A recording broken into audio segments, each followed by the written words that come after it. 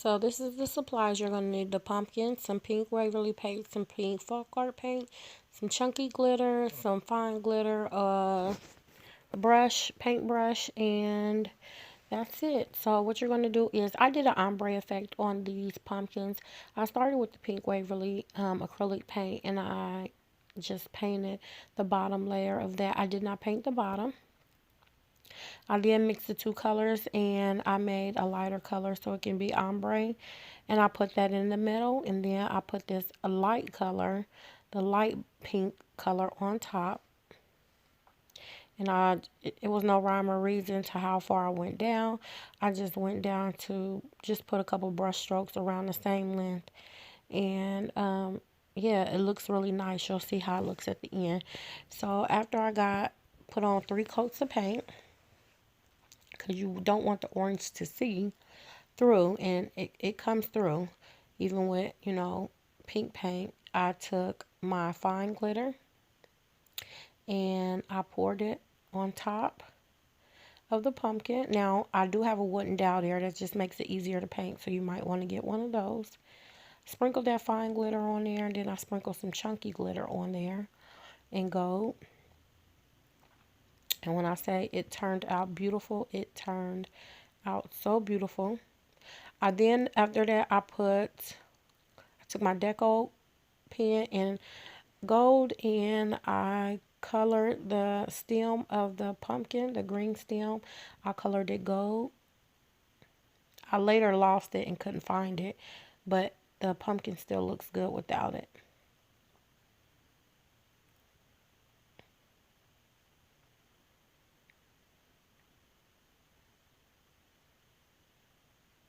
So I took some Mod Podge and I put it on top of the glitter just so it'll stay and not get everywhere.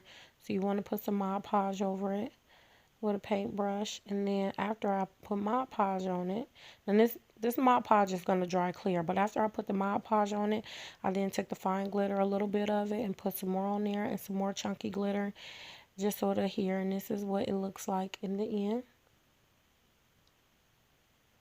Okay, so for the next pumpkin, I took another orange pumpkin, some buffalo check scarf, some Chanel stencils, some wooden pieces from Dollar General. I cut the scarf in half, cut the tag off first, and I did it by the threads because I didn't want it to rip my scarf. That's what you see me doing. So I folded the scarf in half and I cut it. After I cut it in half, I cut it horizontal, long ways. I don't know, horizontal or whatever, but I cut it long ways, and I got a pile of strips, and I measured it to see the length from the bottom to the top, and just to see how much fabric I needed. So here you see me taking my X-Acto knife. Now I cut about an inch to half an inch to an inch of a circle out, so I'm able to stick my fabric down in there. So there I'm measuring it, cut it your desired length, and then just take that one piece and cut all the strips into that piece. Here I'm gluing it on there from the bottom to the top and just sticking it in, and it's that easy. So here I'm taking a nautical rope and just showing you all the stuff that I need. I used a fat quarter I got from Hobby Lobby, and that's the one I want to use. Some nautical rope, a round bend from Dollar Tree, some hot glue, and that's all you need. And of course some scissors, things like that. So I cut this off because it has like a tie on it. Cut that off, and I started from the bottom of the round end. I used hot glue for this project, and I put a nice size amount of glue and just stuck it on there. My gun is a high temperature gun, so it holds heat pretty good, so you can put a nice size line down, and it won't get cold quick and dry up. I'm so sorry I'm out of frame. I did not know. So after you get halfway up the bend, you're going to start sizing your fabric around it and seeing how much you want to hang over, how deep you want it to go all the way down to the bottom. Maybe you want it to go halfway, but I wanted mine to go all the way to the bottom. So after I got the desired length that I wanted, I'd start hot gluing all around the rim.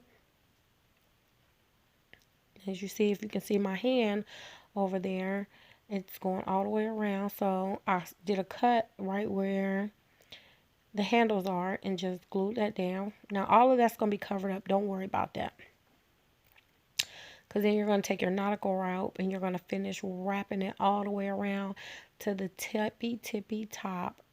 And yeah, it's gonna look really good. So right here I'm opening up the nautical rope so I can go ahead and put it around. And as you see, I'm turning it because I'm going all the way around. So every time you see me turning the basket, it's because I'm going around the basket. This is a very simple DIY. Like, all you have to do is go around the basket all the way to the top. And I did go on the top rim of it because, like I said, I wanted to cover all of the fabric up. Once I got to the handles, I decided, okay, this is going to be a nautical theme basket. So I took 4 strips of nautical rope and I cut them and I glued them on, the top. I did on the back and the front and then on the top. So you got one on the back, two on the back, one in the front, and one on top. Now, let's see if I show you all in this clip. So here I go, opening it up again, and now I am going to do the handles with this rope. See the handle? Like I said, I did 4 strips and I put them on top. Now after I did the 4 strips on top, I wanted to make it look more nautical, and I thought with rope you see a knot when you see nautical rope. So I decided to make 4 knots. I cut small pieces that will go around the handles. So I just measured them and then I just cut 4 pieces of that, and I glued them right around the handle, and it looks really, really good afterwards. Now you're going to see a whole lot of marks and look like dirt marks and burns all over the fabric of the nautical rope. Leave that there. It gives it a great look. It looks so good. It looks aged. I also did burn it at the end. Some of the little frays, I burnt them so it'll look really, really nice. And you'll see how I look at the end. It looks so beautiful. So this is the inside of my basket. I'm showing you it's all the way down. And then you see all the way on the top of the rope of the bin, it is nautical rope all the way around it. And you don't see the marks of the fabric folded over and glued. So that's the handle right there. And then that's when I wanted to do the nautical ropes after this. The knots on the handles.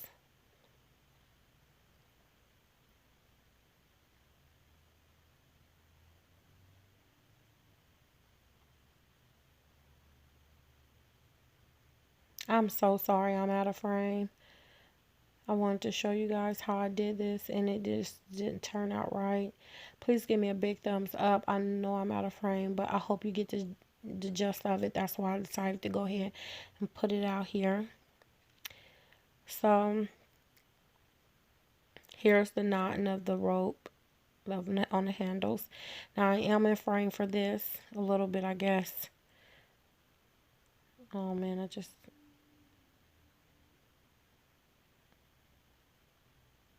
so right there I'm just measuring it.